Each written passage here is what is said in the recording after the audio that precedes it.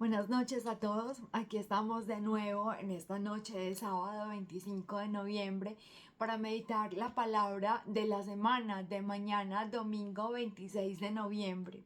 Entonces estamos aquí para leer el texto del Evangelio de San Mateo capítulo 25 versículos 31 y siguientes. Dice así: Cuando el Hijo del Hombre venga en su gloria, acompañado de todos sus ángeles, entonces se sentará en su trono de gloria. Serán congregadas delante de él todas las naciones, y él separará a los unos de los otros, como el pastor separa las ovejas de los cabritos. Pondrá las ovejas a su derecha y los cabritos a su izquierda. Entonces dirá el rey a los de su derecha: Venid, benditos de mi Padre, recibid la herencia del reino preparado para vosotros desde la creación del mundo. Porque tuve hambre y me disteis de comer, tuve sed y me disteis de beber, era forastero y me acogisteis, estaba desnudo y me vestisteis, enfermo y me visitasteis, en la cárcel y acudisteis a mí. Entonces los justos le responderán: Señor, ¿cuándo te vimos hambriento y te dimos de comer, o sediento y te dimos de beber? ¿Cuándo te vimos forastero y te acogimos, o desnudo y te vestimos? ¿Cuándo te vimos enfermo o en la cárcel y acudimos a ti? Y el rey les dirá: en verdad os digo que cuando hicisteis a uno de estos hermanos míos más pequeños, a mí me lo hicisteis. Entonces dirá también a los de su izquierda: Apartaos de mí, malditos, id al fuego eterno preparado para el diablo y sus ángeles, porque tuve hambre y no me disteis de comer, tuve sed y no me disteis de beber, era forastero y no me acogisteis, estaba desnudo y no me vestisteis, enfermo y en la cárcel y no me visitasteis. Entonces dirán también estos: Señor, ¿cuándo te vimos hambriento o sediento o forastero o desnudo o enfermo o en la cárcel y no te asistimos? Y él entonces les responderá: En verdad os digo que cuanto dejasteis de hacer con uno de estos más pequeños, también conmigo dejasteis de hacerlo. E irán estos a un castigo eterno y los justos a una vida eterna. Palabra del Señor. Gloria a ti, Señor Jesús. Bueno, como siempre, varios puntos para reflexionar en este día. Y no solamente para este día o para mañana domingo, sino para toda la semana. La palabra de Dios que la liturgia nos presenta durante los domingos es una meditación que se prolonga a lo largo de toda la semana. Y aunque para cada día de la semana la liturgia de nuestra iglesia nos presenta un texto del Evangelio para meditar y para hacer oración, pues digamos que el texto que rige de alguna manera las ideas de los textos que meditamos de lunes a sábado es el texto del domingo. Y es el texto del domingo el que nos ayuda a comprender el tiempo litúrgico que estamos viviendo. En este caso, este domingo, mañana, es el día de Cristo Rey. Y la liturgia de nuestra iglesia cierra así el año litúrgico. Los domingos pasados, nuestra iglesia nos ha ido presentando textos que nos ayudan a hacer un balance de nuestra vida y pues que nos ayudan a ver cuáles son los resultados de ese balance, si positivo o negativo a nivel espiritual. Si hemos crecido en bienes espirituales en la medida de nuestra apertura a la gracia de Dios, o si por el contrario perdimos el año, como decimos en el colegio, y tenemos un balance negativo en términos de nuestra relación con Dios. Pues bien, para cerrar el año litúrgico y para hacer un englobe de nuestra evaluación personal, el Señor nos presenta la parábola del juicio final, del balance final, no solamente de nuestra vida en particular, sino también el balance final de la humanidad entera. Y dice varias veces el texto, el rey. Se refiere al rey. Él es Señor a causa de su entrega amorosa por cada uno de nosotros. El señorío de Cristo, el reinado de Cristo, tiene su fundamento no en el autoritarismo, sino que tiene su fundamento en el amor, manifestado de manera plena y total en su entrega en la cruz. Por eso tiene derecho, por eso mismo es el rey. Y por eso la evaluación que hace de la humanidad y también ahora de cada uno de nosotros es con base al amor, con base en las obras concretas de amor que nosotros pudimos manifestar a lo largo de nuestra vida. El rey que se ha ganado el derecho de reinar con base en el amor, en su entrega plena y total por cada uno de nosotros, nos evalúa también en el mismo sentido, en el amor. Pero bien, ¿de qué se trata? Además de esto que hemos dicho, ¿de qué se trata esta parábola? Se trata de la orientación de una vida que tiende hacia la venida del reino de Dios. La venida del reino de Dios se trata de la justicia que trae la auténtica paz a la humanidad. La justicia no en términos de como de la filosofía griega, de dar a cada cual lo que le corresponde, sino la justicia con base en el amor, de entregar a cada cual según su necesidad, de amarnos los unos a los otros como Jesús mismo nos ha amado. Y eso es lo que trae a la tierra, lo que trae a nuestro mundo el reino de Dios. Entonces, esta parábola se trata de aquellas vidas que están orientadas a que venga el reino de Dios. ¿Y por qué a ese objetivo? Para ser plenamente felices. La felicidad del hombre consiste en amar y en ser amado y en dejarse amar por el Señor. Entonces, haciendo posible la venida del reino de Dios a través de estas obras concretas de amor, los seres humanos somos auténticamente felices, sin depender de cuánto poder, que el poder no es malo, sin depender de cuánto placer, y el placer no es malo, y sin depender de cuánto dinero, que el dinero no es malo.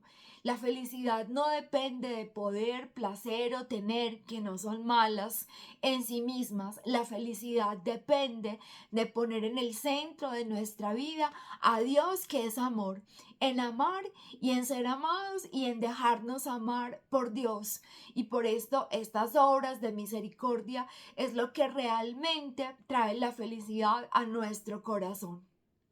Bien, otro detalle es: separará a las ovejas de los cabritos. En una cita del Antiguo Testamento, Ezequiel 34:17, pero existen otras, vemos cómo los cabritos en la Sagrada Escritura tienen mala fama por varias razones. La primera, porque los cabritos casi no necesitan de pastoreo. Los cabritos están adaptados para poder caminar sobre la roca en las montañas, no le tienen miedo a los acantilados, no temen lo que para las ovejitas sería un peligro. Los cabritos, digamos, son independientes, por esto que les digo, casi no necesitan de pastoreo, no necesitan que vayan y los rescaten con el cayado del pastor. Los cabritos no temen a los acantilados, a las profundidades, a las rocas escarpadas, están adaptados para ello. Digamos que se conducen a sí mismos. Los cabritos se conducen a sí mismos. Y en este texto de Ezequiel nosotros podemos darnos cuenta de que los cabritos representan los sacerdotes y los jefes. Los sacerdotes que se dedican al cuidado espiritual y los jefes y dirigentes políticos que se dedican al cuidado integral del pueblo. Estos no hicieron caso a la ley de Dios, se condujeron a sí mismos de acuerdo a su criterio y decepcionaron la confianza que Dios había puesto en ellos, dejando perder a su pueblo. Se condujeron a sí mismos de acuerdo a su criterio y dejaron que su pueblo se perdiera. No podemos decir que todos los cabritos que el Señor separa a su izquierda son los sacerdotes o dirigentes políticos. Realmente cada uno de nosotros puede llegar a ser un cabrito en quien el Señor ha depositado la confianza de las vidas que están a su alrededor, de su familia, de sus compañeros de estudio, de trabajo, de sus mismos jefes, del ambiente donde su vida se desenvuelve. El Señor ha puesto en las manos de cada uno de nosotros la vida de las personas que nos rodean, para que nos cuidemos los unos a los otros, para que nos salvemos de acuerdo a la palabra del Señor, a la luz de la palabra del Señor, los unos a los otros, de manera que nos cuidemos espiritualmente y que hagamos también un cuidado íntegro de la persona desde su concepción hasta su muerte natural. Y cuando nosotros defraudamos esa confianza que Dios ha puesto en nosotros, conduciéndonos a nosotros mismos y al mismo tiempo dejando perder la vida de nuestros hermanos, nos convertimos entonces en estos cabritos que no necesitan del pastoreo del Señor. En cambio, las ovejitas, digamos que son torpes, no tienen la agilidad del cabrito. Por eso el pastor tiene que tener un callado con una, no sé, rosca no, con un gancho. Digamos, el callado tiene en la punta superior un gancho con el cual él alcanza el cuello de la ovejita cuando no puede ir directamente por ella porque quién sabe dónde se metió. Entonces con este gancho alcanza el cuello de la ovejita y trata de arrastrarla hacia el lugar seguro donde el pastor se encuentra. Y cuando la encuentra, entonces el pastor se la pone en sus hombros y va feliz de vuelta a su rebaño con la ovejita que estaba perdida, pero que se deja encontrar del Señor, que se deja encontrar del callado, de la guía de Dios, se deja arrastrar de nuevo a su rebaño. Además, el color también influye en esta interpretación de cabritos y ovejitas. Los cabritos tienden a tener un color marrón u oscuro. ¿Hay cabritos blancos? Sí, pero digamos que en aquella época los cabritos tendían a tener un color oscuro, marrón, negro, en fin, tal vez tonos de grises, en fin. En cambio, las ovejitas en su gran mayoría son blancas. ¿Tenemos ovejitas negras? Sí, las tenemos, pero las ovejitas son en su mayoría blancas. Digamos que el color marrón es ese tono manchado que no refleja la luz de Dios. El asunto es un asunto de física, en este caso no refleja el color blanco de la luz de Dios. Las ovejitas son blancas, pero torpes, necesitadas, dependientes. Entonces, por esa necesidad de Dios, por esa dependencia del pastor, ellas reflejan, a pesar de su torpeza, la luz de Dios. Los inteligentes pueden llegar a ser ovejitas, claro que sí. Los ricos, los poderosos, los que disfrutan de la vida pueden llegar a ser ovejitas, claro que sí, con una diferencia de los cabritos. Saben que todo y que su propia vida depende de Dios. Son dependientes del Señor. Y a pesar de los bienes terrenos, de los placeres propios de la vida que no son malos, a pesar del poder que ostentan, utilizan todo aquello para la para instituir o para implantar la justicia en el mundo a partir de los bienes materiales, a partir del poder que se ostenta y al mismo tiempo a partir del placer que disfrutan, que no es malo, a no ser que sea un placer ilegítimo que brota más del pecado y que genera esclavitud y no libertad. Entonces, a partir de ese placer legítimo que ofrece la vida, son capaces también de compartir con los otros su alegría de vivir, de la existencia. Entonces, estas son pues las ovejitas y los cabritos que el Señor separa a su izquierda y a su derecha. También hay un detalle muy importante que me llamó mucho la atención en este texto y es cuando dice, venid benditos de mi Padre a recibir la herencia del reino preparada para vosotros desde la creación del mundo. Es decir, a los que a través de sus obras de amor manifestaron el reino de Dios en el mundo, ellos tienen derecho a la herencia de ese reino preparado para ellos desde la creación del mundo. Es decir, la felicidad está preparada desde la creación del mundo para el ser humano.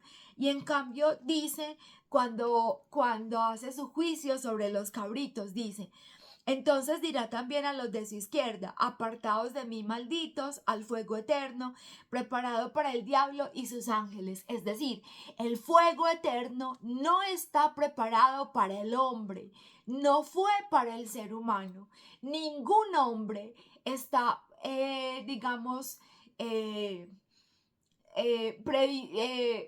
escogido para que se vaya al infierno. Nadie está destinado al infierno, sería más bien la expresión. Nadie está destinado al fuego eterno. Al fuego eterno están destinados el diablo y sus ángeles. Los seres humanos estamos destinados a disfrutar del reino de Dios manifestado en Cristo, que es Cristo mismo. Ahora bien, somos libres, inteligentes y responsables. Y el Señor toma muy en serio nuestras opciones, toma muy en serio nuestras decisiones. El Señor juzga nuestra vida a partir de las decisiones y de las opciones que hemos tomado durante toda ella. Y entonces depende de nosotros ir al fuego eterno que no ha sido preparado para el ser humano, sino para el diablo y sus ángeles. Nosotros hemos sido predestinados para la felicidad, para disfrutar del reino de Dios. Pero depende de nosotros a dónde queremos ir, porque vuelvo a repetir, somos inteligentes, libres y responsables, por lo cual el Señor toma muy en serio nuestras opciones. Finalmente, este otro detalle de Jesús, muy bonito e importante en las obras de misericordia, como las llama la iglesia, en estas obras de amor, y es que Jesús se identifica con los más pequeños, con los más débiles, con los más vulnerables, creyentes o no creyentes, cristianos o no cristianos, católicos o no católicos, porque es realmente la persona la que interesa a Dios.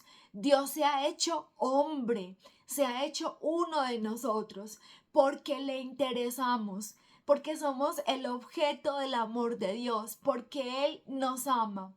Pero se ha identificado sobre todo con los más pequeños. Él mismo se ha hecho el más pequeño. Estamos próximos a celebrar Navidad y recordemos dónde nace Jesús. Y cuando estamos próximos a celebrar la Pascua, recordemos de qué manera muere Jesús, como el más vulnerable, como el más débil, como un criminal. Jesús se identifica con estos vulnerables, con nosotros pecadores, con los más débiles. Y al identificarse con ellos, nos llama a nosotros la atención para que busquemos su presencia en el pobre, en el necesitado, en el vulnerable. sin que pongamos sobre ellos ninguna etiqueta.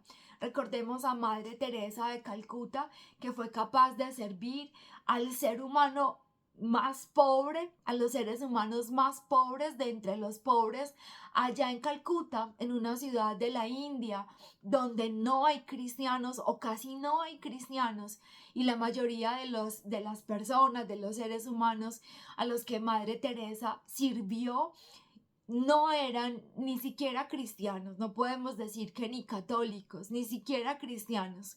Entonces, no importa para el Señor la etiqueta religiosa, digámoslo así, importa para el Señor la persona. Nosotros que sí somos cristianos, bueno, digamos que para quienes no conocen a Dios, para quienes no son cristianos, para quienes no conocen la revelación última de Dios a través de su Hijo Jesucristo, eh, entonces digamos que estas obras de solidaridad concreta pueden llegar a abrir para ellos las puertas del reino de Dios, para ellos, para quienes no conocen la revelación de Dios en Cristo. Pero para nosotros cristianos, nosotros estamos llamados no a hacer obras de solidaridad. No somos una ONG como cristianos católicos. Nosotros hacemos obras de amor. Nosotros amamos como Jesús nos ha amado. Nosotros entregamos la vida por el otro a través de estas obras concretas de amor, pero también a través de compartir, de llevar a todos la palabra de Dios, que es el núcleo de la vida, que es el secreto de la felicidad para el ser humano. Nosotros amamos como Jesús nos ha amado, entregando la vida sobre todo para dar a conocer su palabra. Muy bien, hemos terminado entonces este comentario de la palabra del Señor de este domingo. Si este comentario les ha servido, les ha gustado para meditar en la palabra del Señor, para entrar en oración, para ayudarnos a entrar en comunión con Dios, en relación estrecha con el Señor, entonces no se olviden de compartir este video, de ayudarme a difundir y pues de dar me gusta si este video les ha servido. También los invito a que me hagan comentarios, preguntas, en fin, en los comentarios de este video. Muy bien, muchísimas gracias y una muy bendecida semana para todos.